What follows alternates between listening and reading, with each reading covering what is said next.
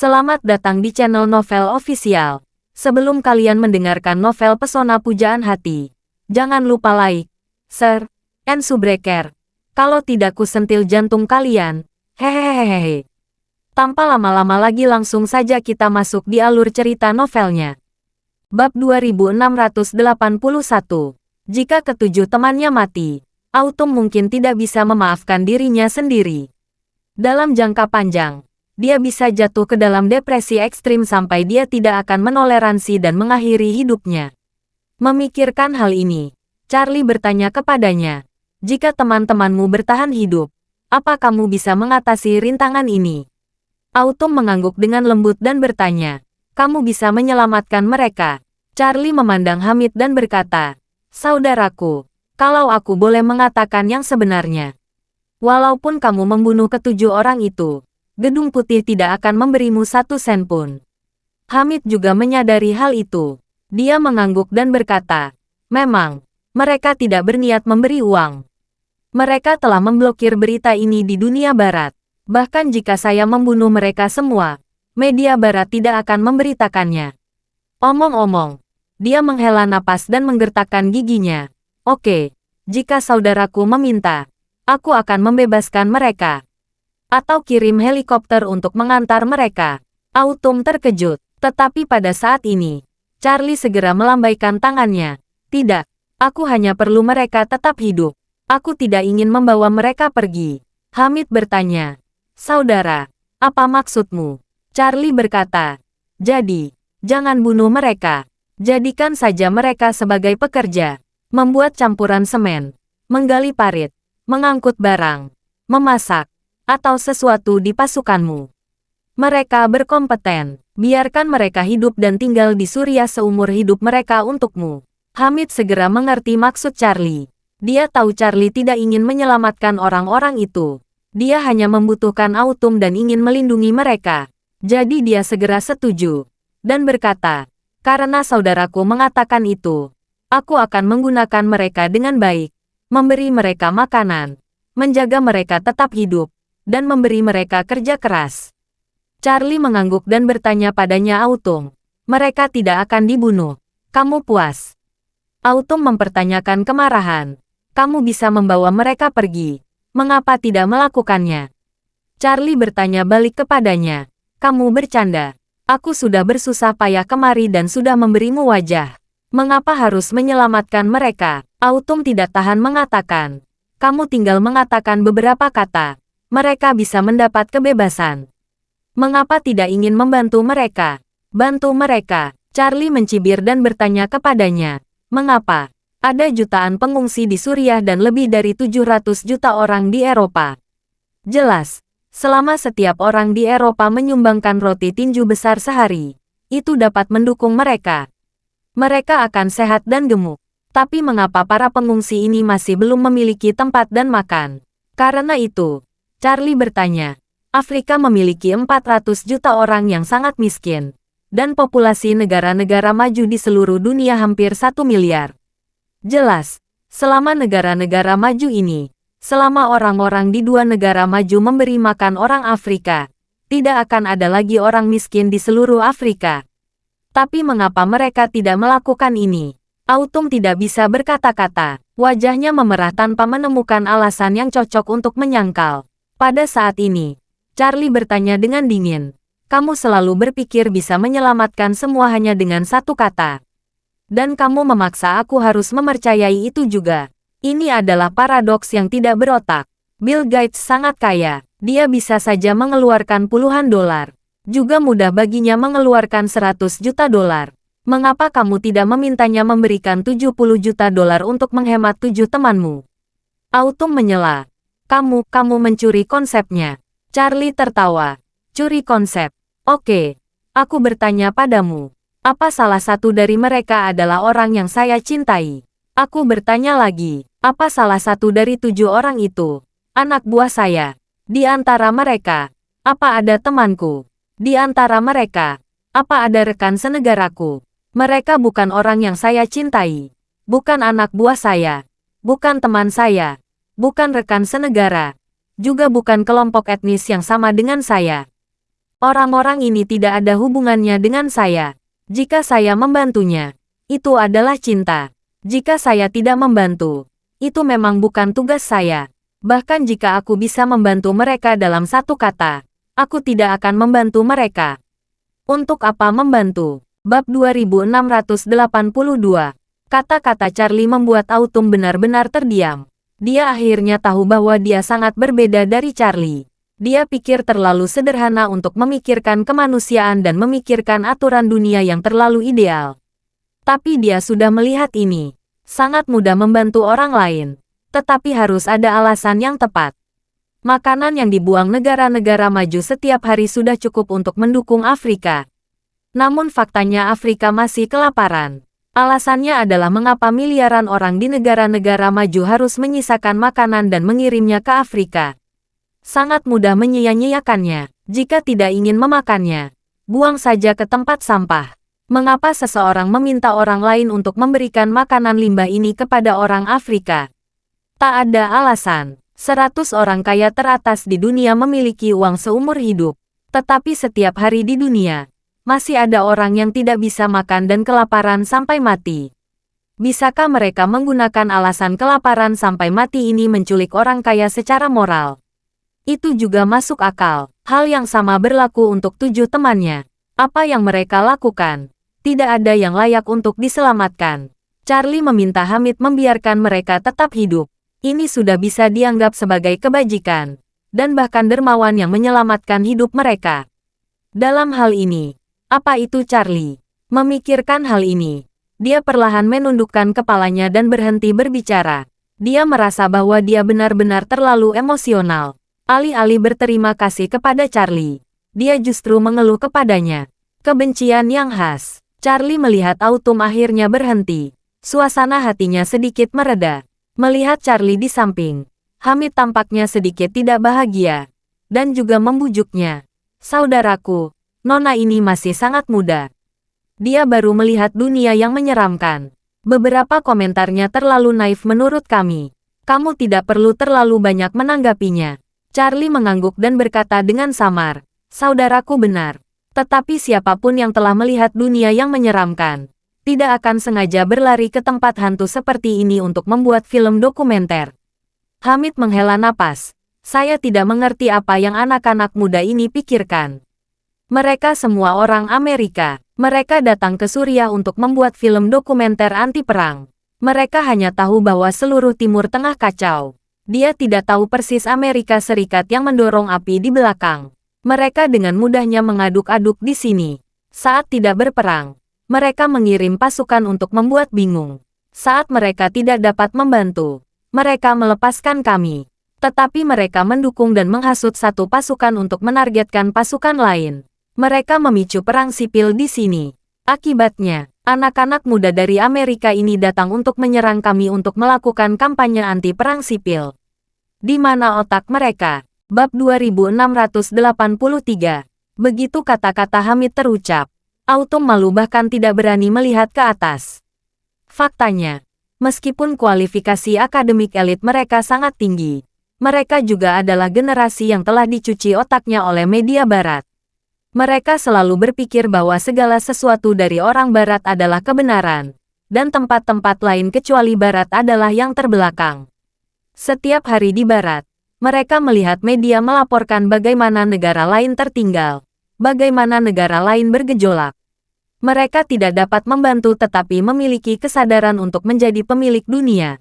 Jadi mereka mulai pergi ke berbagai negara dunia ketiga untuk mencoba mengubah seluruh dunia ketiga dengan kekuatan mereka sendiri. Namun, mereka sering mengabaikan poin terpenting. Beberapa negara dunia ketiga memiliki arang. Bukan apa yang dilakukan negara dunia ketiga, tetapi mereka bangga dengan Amerika Serikat. Oleh karena itu, perilaku mereka menganggap diri mereka berdiri di titik moralitas yang tinggi dan mulia. Tetapi sebenarnya mereka sangat bodoh. Ketika Charlie melihat Autumn menundukkan kepalanya dalam-dalam, dia tersenyum dan berkata kepada Hamid, apa yang mereka lakukan seperti seorang anak yang pakaiannya dilucuti oleh ayahnya sendiri. Mereka tidak menyadari mereka berlari telanjang. Sangat menggelikan mereka mengatakan kepada orang-orang bahwa mereka harus menjadi orang yang beradab dalam masyarakat yang beradab. Hamid mengacungkan jempol dan berkata luar biasa. Bringkasnya brilian. Charlie berkata sambil tersenyum. Saya tidak dapat menjelaskan apa yang tajam. Hanya dapat dikatakan bahwa pendidikan tinggi Amerika Serikat terlalu mencuci otak. Orang-orang bergelar doktor dan membekukan doktoral bahkan tidak memahami situasi dasar internasional. Hamid berkata dengan emosi. Bangga, kamu bisa melihatnya dengan jelas. Charlie melihat waktu. Masih ada sekitar 20 menit sebelum Gary datang. Dia melihat Hamid berdiri dan otot kaki kirinya menyusut. Dia harus berdiri di atas batu setinggi sentimeter untuk mempertahankan keseimbangan tubuh. Charlie berpikir, Hamid ini bukan orang jahat. Dia bisa dianggap sebagai orang dengan moralitas yang sangat tinggi. Dia seperti diriku, memikirkan kendala dan ketidaknyamanan yang harus dia hadapi di Suriah. Muncullah ide di hatinya. Jadi dia tersenyum dan bertanya kepada Hamid, "Kakak, apakah kamu pernah mencoba menyembuhkan kaki kirimu?" Hamid tertawa dengan getir. "Tentu saja saya pernah mencobanya. Saya menggunakan semua metode yang bisa digunakan untuk menyembuhkan kaki ini. Saya sudah berada di Jerman, Amerika Serikat, dan Jepang, dan banyak rumah sakit lainnya. Saya sudah menghabiskan puluhan juta dolar untuk menyembuhkan kaki saya." Omong-omong, Hamid menghela napas. "Hei, saya belum mencapai tujuan besar, tapi sudah menjadi cacat terlebih dahulu. Ini menjadi penyesalan dalam hidup saya." Charlie tertawa. "Ini tidak seserius penyesalan terbesar dalam hidup saya. Tidak masalah kakimu timpang. Masih bisa dibudidayakan." Hamid berkata tanpa daya. "Tentu saja, saya tidak mengatakan ini tidak bisa dibudidayakan. Tapi, ortopedi terbaik di dunia bilang, kaki saya tidak mungkin disembuhkan. Saya tidak punya harapan. Mungkin ini sudah takdir yang Tuhan atur untukku. Saya ditakdirkan tidak dapat mencapai karir hebat." Charlie tersenyum dan menatap dengan ekspresi yang dalam. "Kalau aku bilang aku punya cara untuk menyembuhkan kakimu, apa kamu percaya?" "Aku tidak percaya." Hamid menggelengkan kepalanya secara tidak sadar. Namun, detik berikutnya, dia tiba-tiba menyadari sesuatu. Dia bertanya, "Saudara, kamu bercanda dengan saya atau memang bisa menyembuhkan?" Charlie tertawa. "Kita bersaudara. Bagaimana aku bisa mengolok-olok penyesalanmu?" Hamid berkata dengan penuh semangat. "Lalu, maksudmu, kamu benar-benar memiliki cara untuk menyembuhkan kakiku?" Omong-omong, Hamid berlutut di satu lutut tanpa ragu-ragu, dan berkata dengan penuh hormat, "Saudara, kalau kamu benar-benar memiliki cara, tolong beritahu saya caranya. Kalau kakiku benar-benar dapat pulih, aku akan mengingat kebaikanmu seumur hidup." Charlie mengangguk dan mengeluarkan pil dari sakunya. Ini bukan pil peremajaan, tapi pil penyembuhan yang sudah dia sempurnakan. Obat ini telah menyembuhkan Jacob, yang menderita paraplegia tinggi. Obat ini tidak dapat memperpanjang hidup Hamid selama lebih dari 10 atau 20 tahun. Tetapi untuk menyembuhkan kakinya, obat ini akan sangat membantu. Bab 2684. Charlie menganggap pil peremajaan masih berharga, namun biaya pil penyembuhan sangat rendah, sehingga bisa diabaikan. Dan pil ini bukan apa-apa dia sekarang. Dia tidak membawa lebih banyak untuk menghadapi beberapa situasi khusus. Misalnya sekarang, pil penyembuhan ini sangat berguna. Kaki kiri Hamid menjadi penyesalan terbesar dalam hidupnya. Menurutnya, sudah tidak mungkin lagi menyembuhkannya. Tapi bagi Charlie, satu pil penyembuhan ini bisa menyembuhkan dua kaki yang lumpuh. Oleh karena itu, Charlie menyerahkan pil penyembuhan kepada Hamid, dan berkata dengan sedikit senyum, "Saudaraku, obat ajaib saya dibuat oleh dokter Tiongkok kuno. Dapat menyembuhkan semua jenis penyakit dan tak ternilai harganya. Saya menghabiskan banyak uang untuk akuisisi dan membawanya setiap saat, untuk berjaga-jaga dalam keadaan darurat dan untuk menyelamatkan hidup saya." Saat dia mengatakan itu, dia menghela nafas dengan enggan, dan berkata dengan emosi, "Namun, kamu lebih membutuhkan obat ajaib ini daripada aku, kawan. Saya sebenarnya enggan memberikannya kepada Anda hari ini." Ketika Hamid mendengar hal ini, dia merasa tersanjung, Dan pada saat yang sama dia tidak dapat menahan diri untuk tidak bertanya dengan heran. Saudara, maksudmu, kakiku yang lumpuh bisa sembuh hanya dengan minum pil ini? Charlie mengangguk, dan berkata dengan nada yang sangat tegas. Ya, jika tidak, akan langsung memberikan efek. Setelah selesai berbicara, dia menunjuk ke lingkungan sekitar dan berkata sambil tersenyum. Setelah minum obat ini, kamu bisa langsung berlari lebih cepat dari kelinci di gunung ini. Mendengar apa yang Charlie katakan, Hamid tidak percaya. Karena untuk menyembuhkan kakinya, dia sudah menghabiskan banyak tenaga, sumber daya keuangan, dan sumber daya material. Dia sudah membahas semua ahli ortopedi top dunia. Semakin banyak ahli yang dia temui, semakin dia percaya pada satu hal. Kakinya tidak akan pernah sembuh. Tapi sekarang, Charlie memberinya pil hitam, mengatakan bahwa pil ini bisa menyembuhkan ketimpangannya, yang menjungkir balikkan pemahamannya tentang ilmu kedokteran. Jadi, dia bertanya dengan tidak percaya, "Bangga, apa yang kamu katakan benar?" Charlie tersenyum dan berkata, "Apakah itu benar atau tidak? Kamu akan tahu setelahnya. Selain itu, kamu tidak perlu khawatir aku akan menyakitimu. Kalau aku ingin membunuhmu, akan lebih nyaman menggunakan senjata daripada racun." Hamid mengangguk. Dia sama sekali tidak khawatir Charlie akan menyakitinya. Setelah bertahun-tahun berjuang di masa-masa sulit, dia percaya pada penglihatan dan penilaiannya. Jadi, dia menahan hatinya, mengambil pil itu, menangkupkan tangannya dan berkata, "Saudaraku, tidak peduli apakah obat ini efektif atau tidak, saya akan berterima kasih dulu. Tidak peduli berapa banyak kamu mengeluarkan uang untuk pil ini, saya akan menggandakannya. Oh tidak, saya akan membalas 10 kali lipat." Setelah berbicara, dia langsung memasukkan pil itu ke mulut, mengunyah pil itu dengan keras, dan sebelum dia bisa menelannya, pil itu langsung berubah menjadi cairan manis dan mengalir di tubuhnya. Segera setelah itu, dia merasakan ramuan itu seperti aliran mata air manis yang mengaliri tanah kering. Rupanya menyehatkan organ manapun di sekujur tubuh. Kemudian, sesuatu yang lebih menakjubkan terjadi. Dia merasakan kekuatan obat, seolah-olah seseorang membimbingnya, berkumpul langsung ke arah kaki kirinya. Dia merasakan kaki kirinya semakin panas dan semakin gatal. Tampaknya olah dia nyamuk yang tak terhitung jumlahnya. Tepat ketika dia gatal tak terganggu, dia merasakan otot-otot di kaki kirinya yang telah menyusut mulai beregenerasi. Kaki kirinya mengalami atrofi otot dan lumpuh. Tetapi yang lebih besar, karena cedera tersebut, seluruh kaki kirinya pada dasarnya tidak dapat mengerahkan banyak tenaga. Tapi sekarang ada perubahan. Dia bisa merasakan kekuatan kaki kirinya pulih dengan cepat. Dia mencoba berdiri. Kaki kirinya yang awalnya sangat berat, meledak dengan kekuatan yang kuat dalam sekejap. Tujuannya bergerak dari posisi telentang menjadi posisi berdiri penuh. Bab 2685. Dan yang lebih mengherankan, postur tubuhnya tidak lagi timpang ke kiri. Dia bisa berdiri tegak lurus. Hamid sangat terkejut dan dia tidak bisa berbicara. Dia menyentuh kaki kirinya untuk waktu yang lama, dan kemudian menyentuh kaki kanan untuk waktu yang lama.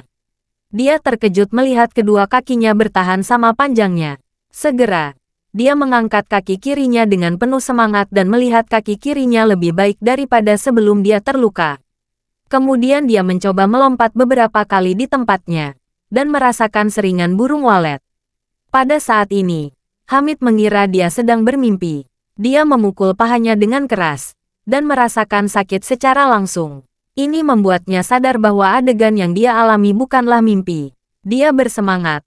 Kakiku benar-benar sempurna. Kakiku benar-benar berfungsi. Kakiku pulih. Dia berteriak. Dan bahkan Autumn, yang telah menundukkan kepalanya dan tidak berani mengucapkan kata-kata sebelumnya, juga secara tidak sadar sedang memperhatikannya. Autumn tidak bisa membayangkan bahwa Charlie benar-benar dapat menggunakan pil yang tampaknya biasa untuk menyembuhkan kaki Hamid. Yang dokter ortopedi top di seluruh dunia tidak bisa melakukannya. Namun, inilah kenyataannya. Charlie memandang Hamid yang bersemangat dan berkata sambil tersenyum, "Saudara, coba ambil 2 langkah." Hamid mengangguk tanpa ragu. "Oke, 2 langkah." Oleh karena itu, dia menginjak batu secara acak. Langkah ini cepat, stabil, dan santai. Hamid mengambil langkah lain. Dan itu juga sangat mudah. Postur tubuhnya bahkan tidak berubah sedikit pun. Dua langkah ini memberi Hamid keyakinan besar. Dia tiba-tiba berakselerasi. Dia menendang kaki kirinya dan dia sudah berlari. Dia berlari seperti orang gila yang berkeliaran di sekitar gunung redup ini. Saat berlari, dia berteriak dengan penuh semangat. Teriakan dan tawanya terus bergema di antara lembah-lembah tak berpenghuni di sekitar. Untungnya, tidak ada daerah yang berpenghuni dalam jarak 10 atau 20 kilometer di sini. Jika tidak, dia akan membuat banyak orang ketakutan. Hamid tidak peduli saat ini. Dia merasa seperti berlari telanjang di tengah hujan lebat di musim panas. Perasaan terbebas ini membuatnya menangis tanpa sadar. Setelah berlari dan berteriak beberapa putaran, Hamid berjalan menuju Charlie. Dia masih bersemangat sampai hampir gila.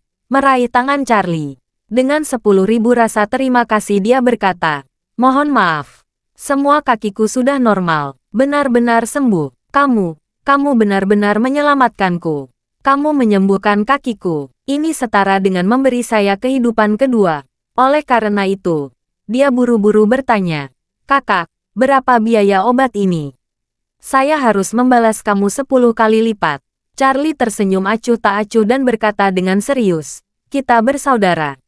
Saat kamu berbicara tentang uang, kamu akan tahu. Kalau kamu tidak rendah hati, dan benar-benar harus memberi saya 10 kali lipat, kamu mungkin tidak mampu membenarkan. Obat ini sedikit lebih kuat, membutuhkan biaya 2 miliar yuan. Kalau kamu benar-benar ingin memberi saya 10 kali lipat, saya khawatir kamu harus menjual seluruh pasukanmu." Wajah Hamid panas pada saat itu, dan dia berkata dengan malu, "Saudara, obat ini luar biasa. 100 juta dolar AS tidak mahal. Hanya saja uangku tidak cukup sekarang. Saya akan memberi 10 juta dolar. Aku akan mencicil secara bertahap." Charlie memegang tangannya dan berkata dengan santai, "Saudaraku, kamu dan aku bersaudara. Obat ini hadiah yang saya berikan kepada Anda. Kamu tidak harus bersikap sopan padaku. Tetapi jika aku membutuhkan bantuanmu, kamu bisa membantuku. Jangan lupakan aku." Bab 2686. Bagi Charlie, pil penyembuhan bukan apa-apa. Jika dia ingin memproduksi secara massal, dia bisa langsung meminta jalur produksi. Mudah saja menghasilkan 180 pil atau bahkan 200 atau 300 pil per hari. Dia tidak membuat banyak hal. Yang dia lakukan adalah memastikan bahwa pil ini tampak sangat berharga di mata orang lain. Ini hampir sama dengan petani yang memiliki 10.000 buah di kebunnya. Memberi Hamid satu, tidak layak disebut sama sekali. Namun, hal ini sangat penting bagi Hamid. Bahkan di dunia yang damai tanpa perang, seseorang yang kakinya cacat akan memiliki banyak ketidaknyamanan. Dia akan menganggap memulihkan kesehatannya sebagai keinginan terbesarnya. Terlebih lagi, bagi Jenderal Hamid yang mencari kelangsungan hidup dalam perang. Charlie menyelamatkan kakinya hari ini, yang setara dengan menyelamatkan hidupnya. Dengan tubuh yang sehat, Hamid dapat memimpin pasukan untuk bertarung dengan lebih baik. Dia bisa berdiri di garis depan, sehingga tentara mengikutinya. Oleh karena itu, dia berkata kepada Charlie dengan penuh semangat, "Saudara, kamu adalah dermawan terbesar dalam hidup ini. Di masa depan, selama kamu memiliki diriku sendiri, aku akan menikmatinya sampai mati." Charlie mengangguk dan tertawa. "Dengan kata-katamu, obat ajaib saya tidak sia-sia." Hamid berkata dengan serius, "Sejak kaki saya cedera, pasukan berkurang dari 10.000 orang lebih menjadi hanya 2.000 orang. Yang sebelumnya semangat juang saya tinggi, langsung turun. Saya berpikir saya tidak akan bertahan lama. Di masa depan, saya dapat memilih kekuatan yang dapat diandalkan. Ini dapat dianggap sebagai jaminan."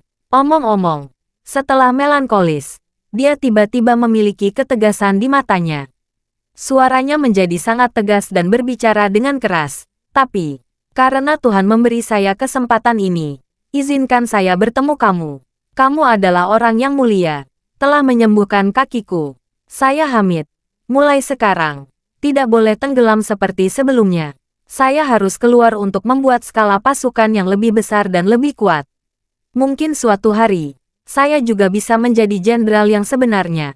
Setelah itu, dia memandang Charlie dan berkata dengan taat, "Kakak, jika aku menjadi jenderal suatu hari nanti, kamu harus datang dan mengukur saat mengangkatku." Charlie mengangguk dan tertawa. "Aku melihat wajahmu kaya dan mulia. Kamu tidak akan lama menunggu hari itu." Hamid tersenyum, mengulurkan tangan kepada Charlie, dan berkata dengan penuh semangat, "Saudara, beri aku beberapa kata bijak." Charlie sedikit tersenyum, mengulurkan tangannya untuk memegangnya dengan kekuatan, dan berkata, "Selain bertarung, kamu perlu lebih memahami ekonomi. Dalam masyarakat ini, dasar ekonomi akan menentukan bangunan di atasnya. Jangankan 10.000 pasukan, bahkan 100.000 atau 1 juta pasukan tidak akan menjadi masalah yang sama sekali."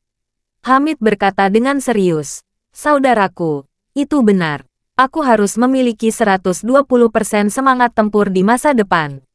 Lalu membangun kekuatan yang lebih besar lagi." Saat berbicara, suara helikopter terdengar di kejauhan. Di jarak jauh, 2 lampu mendekat dengan cepat. Hamid tahu ini adalah helikopter yang menjemput Charlie. Dia berkata, "Sayang, kamu terburu-buru. Saya belum melakukan yang terbaik untuk menghiburmu." Charlie tertawa. "Tidak masalah. Akan ada waktu lain." Berbicara, Charlie ingat apa yang dia ingat, dan berkata, "Ngomong-ngomong, saudaraku, Faisal tidak benar-benar terjadi padamu. Saya menggunakan beberapa trik psikologi pada mereka hingga mereka tidak sadar. Jadi jangan menghukum mereka karena kamu marah nanti. Jangan berikan mereka dalam posisi penting untuk saat ini." Hamid tiba-tiba menyadari dan mengangguk dan berkata, "Pantas saja mereka lebih mendengarkan perintahmu." Ternyata seperti ini. Setelah itu, dia berjanji pada Charlie, "Bangga, yakinlah, aku tidak akan menghukum Faisal. Dan masih ada 7 orang Amerika di sana. Aku akan menjaga mereka tetap hidup seperti yang kamu katakan." Bab 2687. Charlie menangkupkan kepalan tangannya dan berkata, "Kalau begitu, terima kasih." Segera, helikopter sipil berat perlahan mendarat di puncak gunung. Sebelum helikopter itu benar-benar mendarat, Gary dan Isaac sudah melompat, dan buru-buru mendekati Charlie, dan bertanya, "Tuan muda, Anda baik-baik saja?" Charlie tertawa. "Aku bisa berdiri seperti ini. Apa yang terlihat tidak baik?" Charlie menunjuk ke Hamid dan berkata kepada keduanya, "Ayo, saya akan memperkenalkan kalian." Ini menunjukkan kekuatan tertinggi oposisi ini, Hamid. Dia pernah belajar di Cina. Dialek Cinanya sangat bagus. Keduanya saling memandang. Dan buru-buru berkata, "Halo, Komandan Hamid." Hamid dengan sopan menyapa keduanya.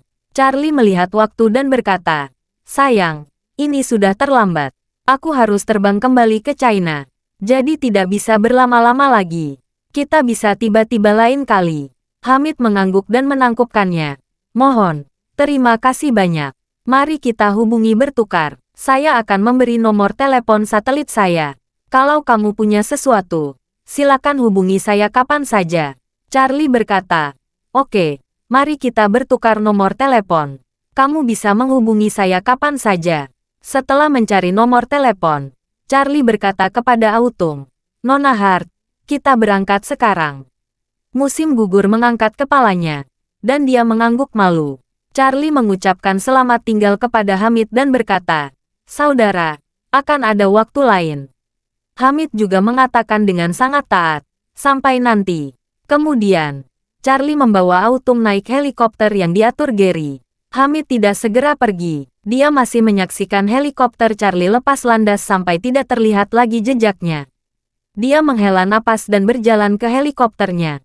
Dalam helikopter yang kembali ke Beirut, Gary, Isaac, dan Vasily menatap Charlie. Terutama Gary. Dia berpikir Charlie menembus area pengaruh Hamid. 90% kemungkinan dia tertangkap. Kalau begitu, keluarga Wade harus mengeluarkan uang untuk menebusnya. Faktanya, Tuan Wade sudah menyiapkan uang tebusan. Perusahaan yang terdaftar oleh keluarga Wade sudah menyiapkan puluhan juta dolar uang tunai. Tetapi Gary tidak menyangka Charlie menyelamatkan Hamid, dan bahkan Hamid sendiri yang mengantarnya ke titik penjemputan. Apa yang membuatnya merasa luar biasa adalah bahwa Hamid menganggap Charlie sebagai saudaranya dan sangat menghormatinya. Tepat ketika Gary terpana dan tidak dapat berkata-kata, Charlie bertanya kepadanya, "Gary, apakah Concorde sudah siap berangkat?" Gary sadar dan cepat-cepat menjawab, "Kembali ke Tuan Muda. Kapanpun Anda siap, Concorde bisa lepas landas kapan saja." Charlie mengangguk puas dan berkata, "Langsung terbang ke bandara. Lalu segera naik Concorde kembali ke rumah." Bab 2688. Pesawat penumpang Concorde yang ramping dan panjang lepas landas di Bandara Internasional Beirut. Pesawat naik ke langit dan meluncur menuju Tiongkok dengan kecepatan penuh. Di pesawat, Autumn duduk dekat jendela. Dia menatap ke arah luar sendirian.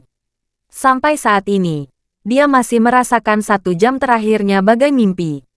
Dia diam-diam mengamati Charlie, yang duduk di kegelapan dan matanya tertutup. Jelas ini semua bukan mimpi, tetapi keberadaan yang nyata. Memikirkan Charlie yang datang sendirian ke Suriah dan menyelamatkan dirinya dari tepi kematian, Autumn merasa sangat bersalah selain terima kasih. Dia merasa setelah bertahun-tahun membaca dan mempelajari ekonomi dan keuangan, namun pada akhirnya, dia bahkan tidak bisa memahami manusia. Pada awalnya, dia merasa malu karena meninggalkan teman-temannya. Tetapi sekarang jika dia menyarankan, teman-temannya tidak benar-benar baik. Mereka lebih menyukai dirinya mati bersama daripada membiarkannya memiliki kesempatan hidup. Bahkan sebenarnya mereka memiliki kesempatan hidup, namun mereka sendiri yang menyia-nyiakan kesempatan itu. Akibatnya, setelah membuang peluang itu mereka mulai merasa sangat marah pada dirinya, karena dirinya memiliki kesempatan untuk pergi. Orang-orang seperti mereka membuatnya sadar dan sepenuhnya memahami kejahatan sifat manusia. Memikirkan hal ini, dia berdiri pelan-pelan dari kursinya, mondar-mandir di sisi Charlie, lalu duduk dengan lembut. Charlie, yang menutup matanya, merasakan seseorang duduk di tempat terbuka. Dia membuka matanya dan melihat Autumn tersenyum. Charlie bertanya kepadanya, "Mengapa tidak beristirahat saja selama penerbangan ini?" Autumn berkata dengan malu, "Saya sangat kacau. Saya tidak bisa tidur." Berbicara, dia memandang Charlie dan berkata malu, "Tuan Wade, hari ini aku benar-benar malu." Charlie sedikit tersenyum. "Kamu malu untuk teman-temanmu?" "Yah," Autumn mengangguk dengan lembut, dan berkata dengan emosi, "Aku tidak menyangka teman-temanku akan seperti itu." "Kamu benar, aku tidak cukup memahami sifat manusia. Pengalaman sosial saya masih kurang." Charlie tertawa. "Semakin kurang pengalaman sosial, semakin banyak membuktikan bahwa kamu selalu dilindungi sejak kecil. Sebaliknya, banyak anak yang sudah memiliki banyak pengalaman sosial sejak kecil. Ini membuktikan bahwa keluarga mereka tidak bisa memberi perlindungan yang cukup."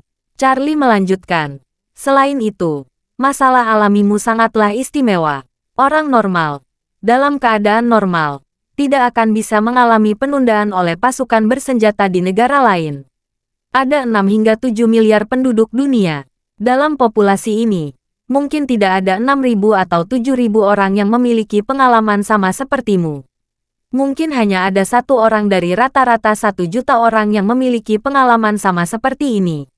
Saya ingin mengucapkan selamat padamu. Setelah malam ini, kamu berhasil mengalahkan 99,99% penduduk dunia yang tidak memiliki kesempatan memiliki pengalaman praktis sepertimu. Menjadi musim gugur lebih malu." Dia berujar dengan wajah merah. "Jangan mengolok-olok. Aku tahu itu bodoh dari awal hingga akhir." Bab 2689. Charlie memuji. "Jika boleh membuat opini jujur, kamu memang bodoh. Ngomong-ngomong, kamu sebenarnya sudah benar. Kalau kamu benar-benar ingin mengurangi perang di dunia ini, kamu seharusnya tidak melakukan kampanye anti-perang di Suriah. Harusnya kamu berdiri di pintu Gedung Putih Washington. Karena tanah airmu yang harus bertanggung jawab atas sekitar 50% perang di dunia masyarakat modern ini." Autumn mengangguk dengan lembut, lalu memanggapi, "Tuan Wade, sebenarnya, saya ingin mengatakan, saya bukan tipe pria pisang." Charlie bertanya dengan rasa ingin tahu, "Apa itu pria pisang?" Autumn menjelaskan, pria pisang merujuk pada orang-orang Cina yang tumbuh di Amerika Serikat. Mereka memiliki tubuh dan gen ras kuning, tetapi juga memiliki pemikiran dan pandangan orang kulit putih barat. Charlie bertanya dengan penuh minat, apakah kamu tidak memiliki pikiran orang kulit putih barat? Autumn memegangi kepalanya dan berkata, meskipun saya lahir dan tinggal di Amerika Serikat, orang tua saya mendidik saya sejak saya masih kecil. Orang tua saya berpesan bahwa akar saya ada di China. Mereka selalu mengingatku kemanapun aku pergi. Tiongkok adalah tutunan hidup saya. Charlie mengangguk dengan lembut dan bertanya, tapi aku mendengar ayahmu berkata, kamu sepertinya tidak bersedia kembali ke China. Autumn menjelaskan, terutama saya memiliki beberapa masalah komunikasi dengannya. Faktanya, masalah seperti ini selalu terjadi antara ayah dan putrinya. Saat saya masih kecil, dia terlalu sibuk menghasilkan uang, selalu bepergian, jarang peduli pada saya, jarang memungkinkan saya mengalami cinta ayah saya. Jadi hubungan antara kami berdua relatif kaku. Kemudian, setelah ibu meninggal, hubungan kami menjadi lebih kaku. Saya tidak ingin kembali ke Cina. Saya hanya menolak salah satu masukan. Setelah itu, Autumn menghela napas dan berkata, sebenarnya, saya sudah menyetujui.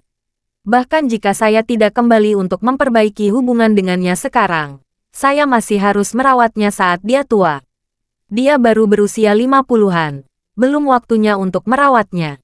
Charlie mengangguk menunjukkan pemahamannya dan berkata, kalau kamu menganggap sulit memperbaiki hubungan kalian, pada kenyataannya, itu sangat perlu. Sekarang kamu harus kembali ke Aurus Hill. Kalau kamu masih menginginkan ruang pribadi, saya yakin ayahmu bisa memahaminya. Autumn menyela, tapi aku sudah berjanji padamu. Setelah mengatakannya, dia menyadari sesuatu, dan berkata dengan malu, kamu mungkin berpikir aku bukan orang yang tepat. Terlebih lagi, saya membuat kesalahan besar dalam menilai situasi. Ini membuktikan kemampuanku tidak cukup. Charlie mengulurkan tangannya. Ini bukan hal yang sama. Karena kamu salah menilai seseorang teman, bukan berarti kamu akan melakukan kesalahan saat melakukan sesuatu yang lain. Orang-orang yang seimbang dalam banyak hal bukanlah bakat. Mereka biasa-biasa saja, hanya orang yang kuat dengan satu aspek yang bisa disebut bakat sebenarnya. Jika kuat dalam beberapa aspek, itu namanya jenius. Charlie melanjutkan dengan serius. Kamu seharusnya menonton banyak film inspiratif Hollywood. Beberapa orang terlihat bodoh, tetapi mereka sangat berbakat dalam matematika. Beberapa orang luar biasa bermain basket meskipun tidak mengerti hal lainnya. Bahkan jenius teratas seperti Einstein tidak bisa melakukan banyak hal. Jadi, bagi saya, selama kamu bisa melakukan bisnis ini dengan baik, kekurangan lainnya tidak menjadi masalah bagi saya. Autumn mengangguk dengan lembut dan berkata dengan serius, Tuan Wade, selama Anda bersedia memberi saya kesempatan, saya akan melakukan yang terbaik untuk membantu kamu melakukan bisnis ini. Charlie berkata sambil tersenyum. Itu benar-benar hebat. Selain itu, saya pikir kamu juga dapat memperbaiki hubungan dengan ayahmu. Saya bersedia datang ke Suriah untuk menyelamatkanmu. Itu karena dia. Bab 2690. Saat Charlie dan Autumn diterapkan kembali ke Aurus Hill, Hamid juga kembali ke pangkalannya di Suriah Utara. Pada saat ini, bawahannya sedang membicarakan dirinya. Semua orang tidak mengerti mengapa Hamid tiba-tiba mengirim seorang sandera. Selain sandera wanita itu, ada seorang pria yang belum pernah mereka lihat. Mereka tidak tahu dari mana dia berasal, dan bagaimana dia keluar bersama Hamid. Bagaimanapun, ini adalah pangkalan yang dijaga ketat. Kejadian ini tidak dapat dijelaskan. Bagaimana orang asing yang tidak diketahui asal-usulnya tiba-tiba muncul. Hal luar biasa seperti ini baru terjadi pertama kali di sini. Oleh karena itu, setelah Hamid pergi, semua orang tidak sabar ingin mengetahui apa yang terjadi. Wakil Hamid pergi ke ruang bawah tanah dan ingin bertanya pada seseorang. Dia berbicara dengan Faisal dan beberapa orang yang masih setia pada Charlie. Di ruang bawah tanah, hanya ada pintu masuk yang sempit, dan pintu besi yang mudah dipertahankan dan sulit diserang. Mereka masih tetap menjaga gerbang besi dan mencegah siapapun masuk. Wakil Hamid tidak menyangka Faisal berkhianat. Dia tidak sabar ingin merumuskan kelahiran. Tetapi dia masih mempertimbangkan 7 sandera yang mungkin bisa menjadi tebusan. Dia menolak ide ini untuk sementara. Dia juga memahami, ruang bawah tanah itu adalah jalan buntu. Faisal tidak bisa berada di dalamnya untuk waktu yang lama. Dia akan menyerah. Jadi, dia segera mengirim hampir 100 pasukan bersenjata ke halaman. Semua moncong mengarah ke pintu ruang bawah tanah. Untuk memastikan, siapapun yang keluar dari dalam akan langsung ditembak. Pada saat ini, suara helikopter bergemuruh di langit, membuat semua orang gelisah. Semua orang tahu ini adalah helikopter yang ditumpangi Komandan Hamid. Tetapi semua orang tidak tahu apakah Komandan Hamid akan keluar dari helikopter ini setelah mendarat. Helikopter itu turun perlahan. Wakil Hamid segera memberi instruksi pada para prajurit di sekitarnya. Semua orang cepat menyingkir dari area yang terbang dengan helikopter. Para prajurit dengan cepat menyebar ke sekitar, meninggalkan ruang terbuka yang cukup untuk helikopter mendarat. Segera setelah itu, helikopter itu mendarat perlahan. Setelah mendarat, pintu kabin helikopter dibuka. Hamid langsung melompat. Dia melihat suasana pertempuran seperti itu. Dia bertanya, "Apa yang kalian lakukan?"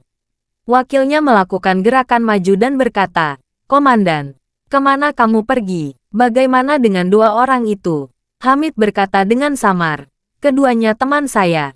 Kamu tidak boleh bertanya lebih banyak." Wakil itu tidak berani lagi bertanya. Dia langsung melaporkan, "Komandan, Faisal dan beberapa prajurit telah memberontak. Orang-orang ini keras kepala berjaga di ruang bawah tanah. Kamu tinggal memberi perintah. Kami akan membahas pintu besi dan bunuh diri mereka." "Tidak," Hamid langsung menjawab. "Biarkan Faisal tinggal di bawah. Jangan tembak." Setelah itu, dia segera berjalan menuju pintu masuk ruang bawah tanah. Pada saat ini, wakil tiba-tiba kembali dan berseru, "Komandan, bagaimana keadaanmu? Bagaimana dengan kakimu?" Hamid sedikit tersenyum dan bertanya kepadanya, "Kamu bertanya mengapa aku tidak pincang lagi?" Wakil itu mengangguk. Para prajurit di sekitar juga terkejut. Mereka menyadari kaki kiri Hamid sudah sepenuhnya normal. Semua orang sangat penasaran. Apa yang terjadi pada Hamid? Hamid tertawa. "Dermawan saya memberi saya obat ajaib dan menyembuhkan kaki saya. Mulai sekarang, saya menjadi saudara angkatnya." Para prajurit di sekitarnya terpanas. Obat ajaib, menyembuhkan cedera lumpuh yang tidak bisa disembuhkan. Keajaiban apa ini? Terima kasih sudah mendengarkan cerita novel Pesona Pujaan Hati. Sampai jumpa di novel selanjutnya.